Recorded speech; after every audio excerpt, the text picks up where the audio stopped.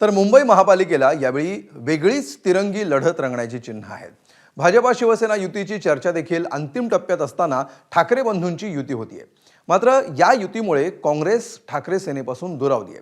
छोट्या समविचारी पक्षांच्या मदतीने मुंबईमध्ये वेगळी चूल मांडण्याचं काँग्रेसचं धोरण दिसतंय।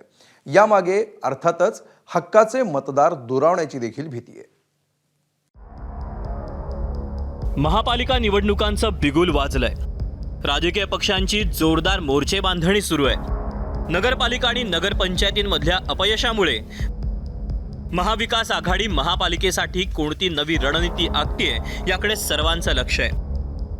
मात्र याच दरम्यान मुंबईमध्ये काँग्रेस पक्ष समविचारी असलेल्या वंचित बहुजन आघाडीशी युती करण्याच्या तयारीत आहे आणि या संदर्भात मुंबईत एक बैठक पार पडली। आज आम्ही मुंबई महानगरपालिकेच्या निवडणुकीच्या दृष्टिकोनातून जे आम्ही आधीच जाहीर केलं होतं की काँग्रेस पक्ष लोकशाही संविधान मजबूत करण्याच्या आणि महत्त्वाचं म्हणजे धर्मनिरपेक्षता तत्वावरती विश्वास ठेवणाऱ्या समविचारी पक्षांना बरोबर घेऊन जाण्याचा प्रयत्न करेल आणि तशाच पद्धतीची आघाडी करण्याचा मानस आमचा आहे। आणि त्याच अनुषंगानं आज आम्ही ही चर्चेचं पाऊल पुढे टाकलेलं आहे आणि सकारात्मक चर्चा झालेली आहे। लवकरच याला मूर्त स्वरूप कसं मिळेल याकरता दोन्ही बाजूने प्रयत्न होतील। तर भारतीय मतदारांचा आकडा मुंबई महापालिकेत मोठा आहे। या मतांचं पारडं सध्या तरी भाजपकडे जड आहे।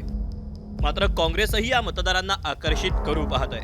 पहले मैं प्रकाश आंबेडकर जी का बहुत आभार हूँ क्योंकि अपने को इधर आने को एक इनविटेशन तो मिला और कैसे जाना क्या करना कर बोल के ब्रॉड लाइन पे बात किए और कल परसों में 2-3 दिन में वर्षा जी और दूसरे लोग उनसे बात करके एक कमेटी बना के क्या कर सकते करके सोच।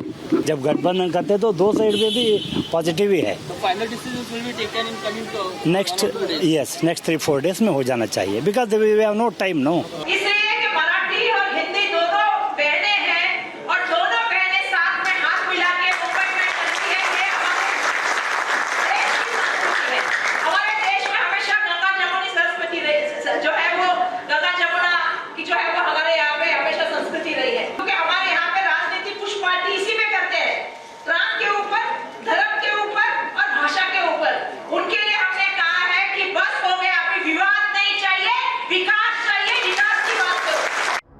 महाविकास आघाडीत मनसेला सोबत घेतलं तर मुस्लिम आणि उत्तर भारतीय मतं तुटण्याची भीती काँग्रेसला आहे। तिकडे ठाकरेंच्या सेनेची मनसे सोबत युती होतीये, त्यामुळे स्वतंत्र राहून वंचित सारख्या पक्षाला सोबत घेत महापालिकेच्या रणसंग्रामात उतरायचं या पवित्र्यात सध्या काँग्रेस दिसतीये।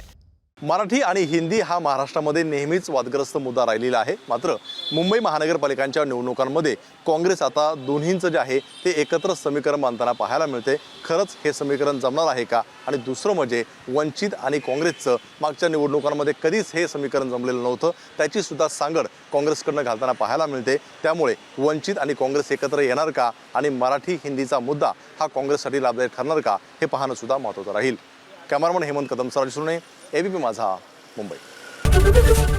एबीपी माझा उघडा डोळे बघा नीट।